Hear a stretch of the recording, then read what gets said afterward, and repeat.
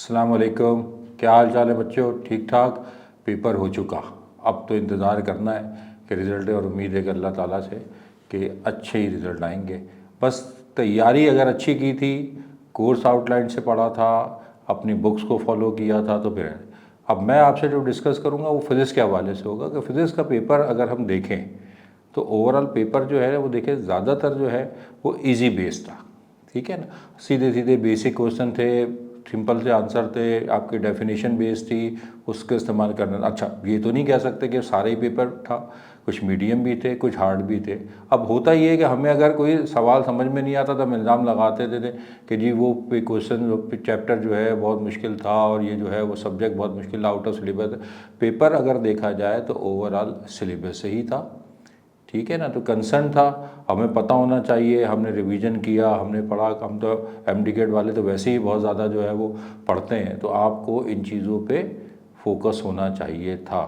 हाँ, जो मुश्किल थे तो उसमें ये था कि जी कुछ जैसे न्यूमेरिकल थे या कोई रेशो थी, इस किस्म के काम जो होते हैं वो थोड़े से मैथमेटिकली हमारे लिए मुश्किल हो जाते हैं कि हम अगर अब नंबर वाइज क्वेश्चन करें जो हमने किया है तो उसका सोल्यूशन क्या है, उसी देखेंगे कि इसमें हमें क्या हल होता है। ठीक है जी। In elastic collision the total kinetic energy. तो आपको याद होगा इलास्टिक कोलिजन में, भाई कोलिजन में momentum, before collision momentum equal to after collision तो होता ही है, पता ही है सबको। मोमेंटम इक्वल होता है, इसी तरीके से बिफोर और आफ्टर में काइनेटिक एनर्जी भी क्या होती है, वो भी कंजर्व होती है। तो right answer is D. The instantaneous velocity along the curve path is. तो कर्व पाथ पर जब भी हम इंस्टेंटेनियस वेलोसिटी निकलेंगे तो वो along the direction of tangent होगी, यानी जहां भी हम देखेंगे तो अलोंग द डायरेक्शन होगी। सर्कुलर में तो पता ही है आपको, तो ये along the direction of tangent होती है। The range of the projectile will be maximum in the factor of sine, तो टू थीटा इक्वल बिकम, तो आपको तो पता ही है। देखो बेसिक रेंज ऑफ प्रोजेक्टाइल का फॉर्मूला होता था v square over g sine two theta, और जब हम मैक्सिमम रेंज की बात करते हैं तो हम कहते हैं कि वी स्क्वायर ओवर जी, ये फॉर्मूला होता है। क्यों? क्योंकि हम कहते हैं कि जी थीटा जो होगा वो 45 होगा। अगर आप 45 रखो भी तो 45 टू ज़ा जो होता है वो 90 बन जाएगा, और साइन 91 होता है, तो लिहाजा हम ये कह सकते हैं कि साइन थीटा की value, maximum value 1, B the right answer. The two dimensional motion under the constant acceleration due to gravity is called projectile motion. Throughout the motion में ए इज इक्वल टू हम minus g रखते थे, तो C the right answer. In velocity time graph the area under the graph is equal to, तो देखो velocity time graph में अगर area पूछा जाएगा तो ये बताता है डिस्टेंस को, और अगर स्लोप पूछा जाता तो फिर वो एक्सेलरेशन होता। तो एरिया है तो distance cover the object, C the right answer. According to the Newton's law of motion the mass of the object is quantitative measure of its inertia, B the right answer.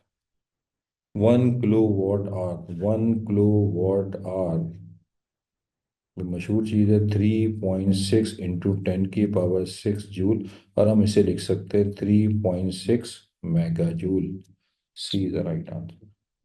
Which of the following is a non conservative force. Non conservative force वो होती है जो path पे होगा, और frictional force और drag force ये दोनों नॉन कंजर्वेटिव, बाकी जितनी फोर्स हैं वो सब कंजर्वेटिव फोर्स हैं जो कि इनिशियल और फाइनल पॉइंट पर डिपेंड करती हैं। तो इस हवाले से इस सवाल में ए is the right answer. Work force into displacement, ठीक है, तो अब इसमें देखिए एफर्ट का मतलब फोर्स ही होता है, A is the right answer. When a force of 1 Newton displays the point application by 1 meter in the direction for the work done, तो फोर्स इंटू डिस्प्लेसमेंट डायरेक्शन है तो एंगल भी जीरो कह सकते हैं, तो आप लिख सकते हो 1 × 1 कोसाइन जीरो, और कोसाइन जीरो 1 ही होता है, तो 1 × 1 × 1 joule is the right answer.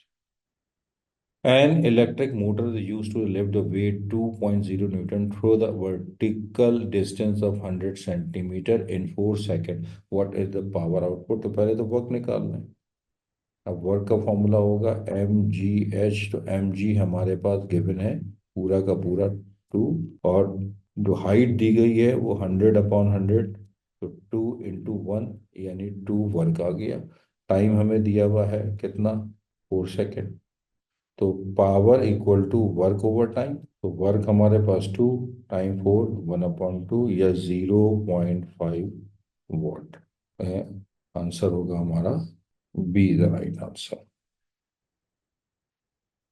The centripetal acceleration of an object moving along a circle of radius r with an angular speed omega is given by the formula। तो centripetal acceleration का formula तो आपको पता ही है, we square over are होता है। दूसरा एक फॉर्मूला है with respect to angular velocity, v a is equal to r omega square. A is right answer. The aircraft makes a turn on a horizontal circle of radius 100 meter, is traveling with a speed of 250 meter per second. The angular velocity of the aircraft, तो बड़ा मशहूर relation है v equals to r times omega. तो आप कह सकते हो omega जो होता है वो v ओवर आर हो गया। v हमारे पास है 250 डिवाइडेड बाय आर कितना है 100, तो सिंप्लीफाई करोगे तो 2.5 radian per second. B is the right answer. A particle of mass m is moving a circular path of radius r with velocity v. The centripetal force F acting, तो देखो अब हमारे पास centimetre formula F is equal to क्या हो गया, M V square over R, ये हो गया फॉर्मूला।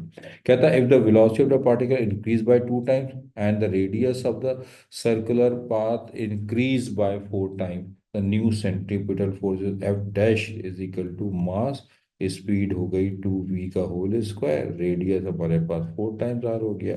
तो 2 का square 4 mv square over 4r, 4 से 4 कैंसिल, तो mv स्क्वायर ओवर r, यानी f कोई चेंज नहीं आएगा। D is the right answer. A roller coaster is moving with 30 meter per second on a circular track of radius 30 meter. The net mass of the coaster and passenger is m. The centripetal force, तो F is equal to mv square over r। F is equal to mv हमारे पास है 30, तो हम 2 दफ़ा लिख देते हैं, और रेडियस हमारे पास 30 है, तो इससे ये कैंसिल हो गया, तो आंसर आ जाएगा 30 m न्यूटन।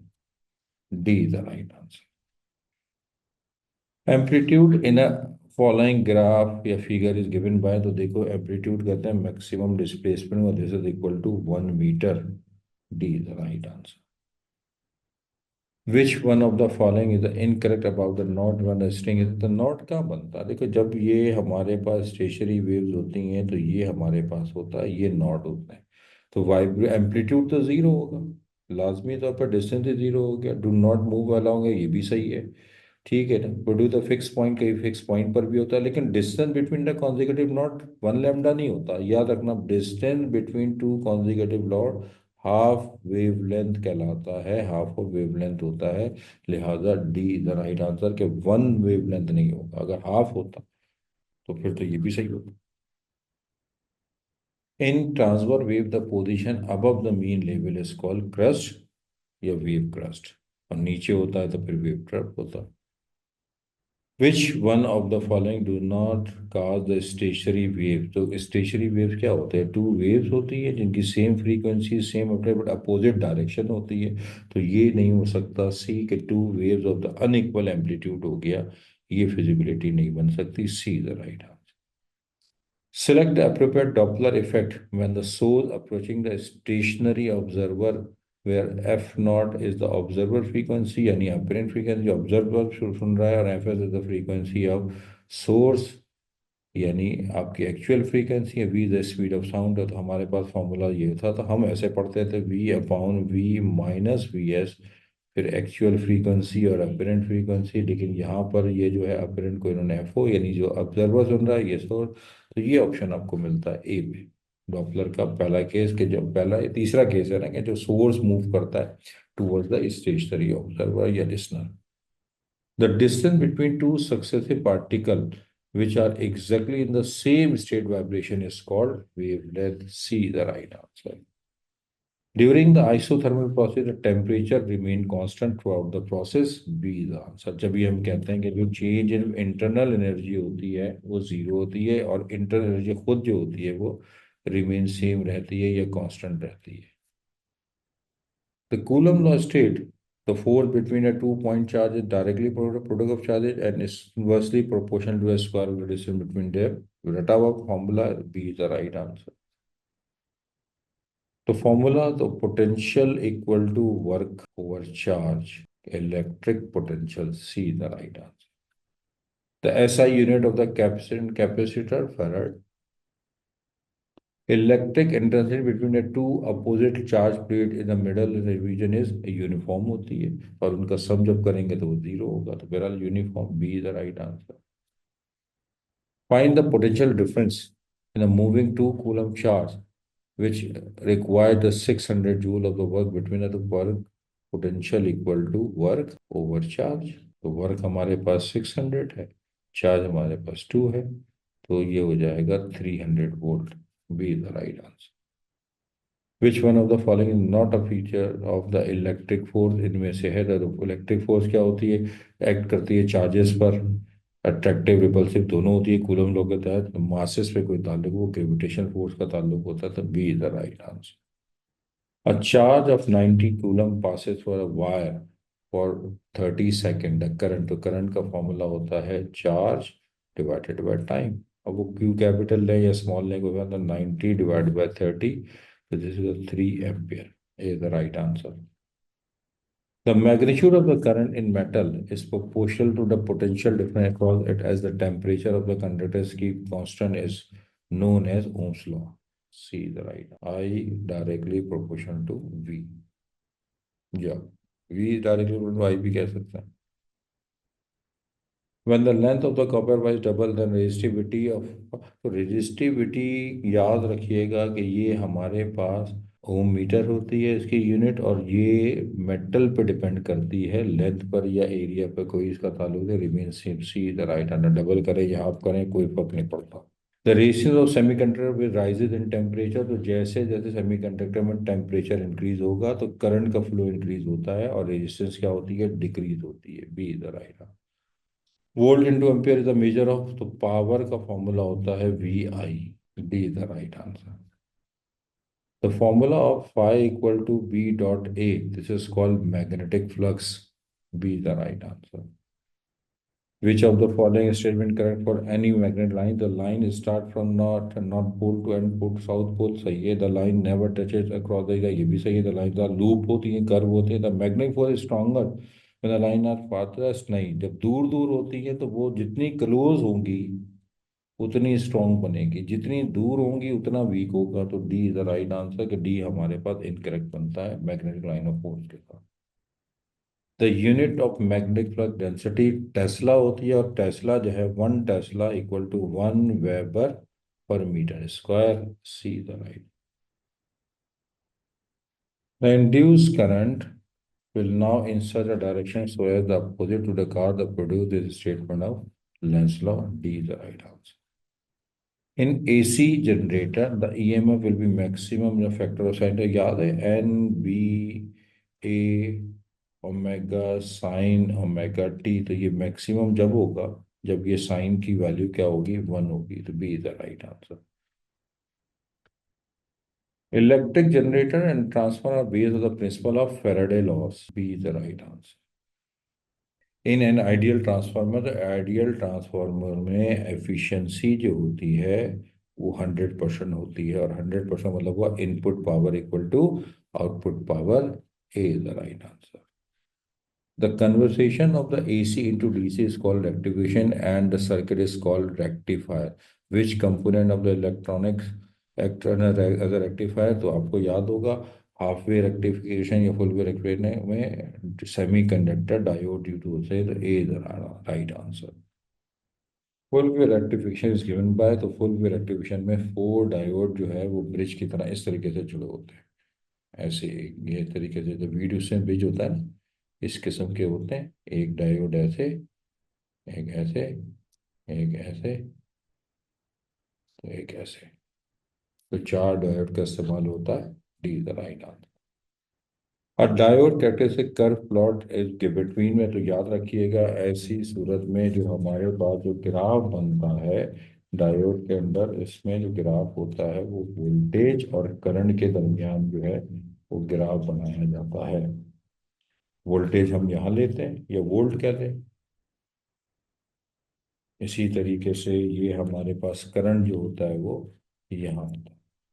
और जो ग्राफ की जो शेप होती है, जो पाथ होता है, वो इस तरह से होता है। देखो ये फॉरवर्ड पे होता है, अब मेरी ड्राइंग बड़ी ख़राब है, ये ऐसे होता है। ये फॉरवर्ड बाइजिंग होती है, ये रिवर्स बाइजिंग कहलाती है। ये होता है जनाब ग्राफ। तो वोल्टेज और करंट के दरमियान ग्राफ बनाया जाता है। सी the right answer.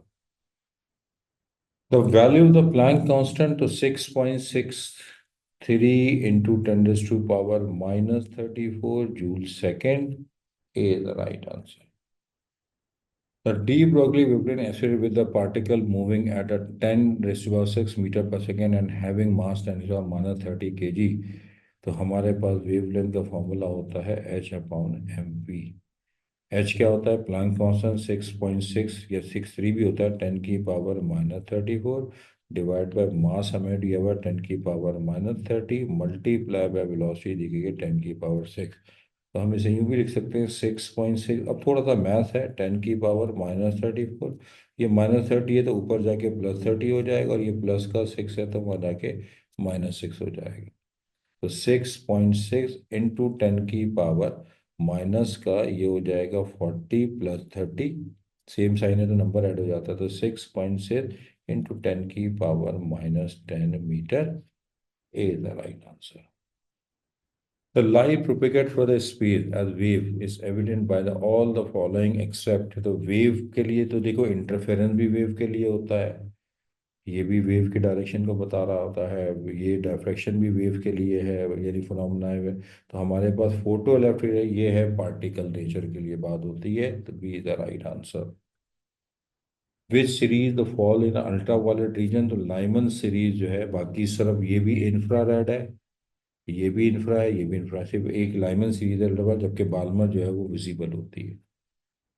The potential through which an electron should be accelerated so that the collision it can lift the electron in the atoms from the ground state to some higher state is known as excitations of, ये excitations of potential difference भी कहा जाता है।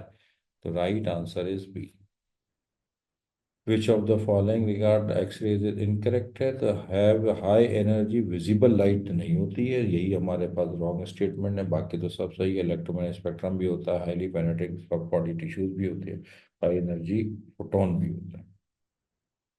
The unit of decay constant second inverse. C the right answer. If we have the n not the number of any radioactive element, then after the period of n, the half life of the number of atoms behind them, तो ये होता है जो remaining quantity निकालने का formula 1/2 की power जितनी भी हमारे पास पावर, एक दफ़ा, दो दफ़ा, तीन दफ़ा, मल्टीप्लाई बाय ओरिजिनल वैल्यू। तो राइट आंसर हमारे पास होगा B. Which of the following is not a somatic biological effect? तो देखो, स्किन बर्न्स हो गए, लॉस ऑफ हेयर हो गए, और इंडक्शन ऑफ कैंसर, इन सब का ताल्लुक जो है वो सोमैटिक बायोलॉजिकल इफेक्ट से होता है। या बायोलॉजी वाले तो आपको ज़्यादा अंदाजा होगा। और ये जो होती है, जो जेनेटिक म्यूटेशन होती है, ये बेसिकली तौर पर डीएनए से कंसर्न होता है। तो राइट आंसर जो होगा कि इस पे लिखा है not a somatic biological effect, तो D is the right answer. An artificial radiative element can be made by the bombardment नाम तो अल्फा हमने यूज किया हुआ है, और अल्फा बेसिकली तो हाई एनर्जी पार्टिकल और स्टेबल एलिमेंट भी होते हैं। तो सी द राइट आंसर, कि हाई एनर्जी भी होता है और स्टेबल भी।